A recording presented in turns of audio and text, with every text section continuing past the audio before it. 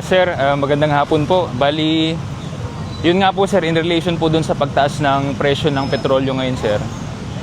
Maganda po na nag-transition po tayo from mobile patrol to bike patrol sir. Kahit na meron pa rin po naman pong mobile patrol sir, yung bike patrol po sir, mas nakakalapit po tayo sa komunidad sir.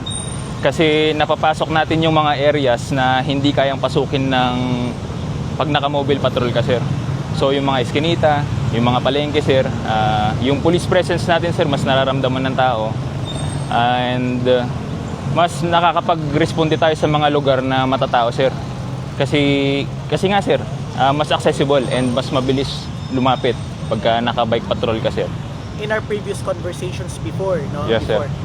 Parang yung mga non-essential na mga lakad ng mga tropa, especially pag kailangan gamitin yung patrol, para minimize na. Yes sir. So, are we really transitioning to a more, parang nagtitipid na ba talaga tayo?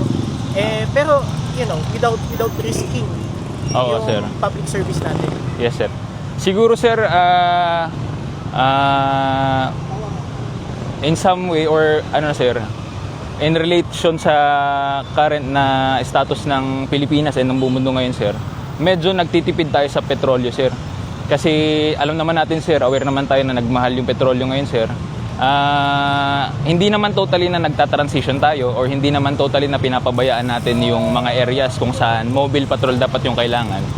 Pero one way para makatipid tayo sir, and one way para hindi pa rin makompromise yung safety ng community natin sir, maganda sir na mandate ng PNP ngayon na mag-conduct more on bicycle patrol, ganyan, bike patrol, para at least yung presensya ng police nandun pa rin sir. Hindi natin i-compromise yung safety ng community, makakapag-responde pa rin tayo in times of need. And yun nga sir, nakakatulong din tayo sa tawag dito sa mga Visibility. yes sir, visibility, ganyan sir.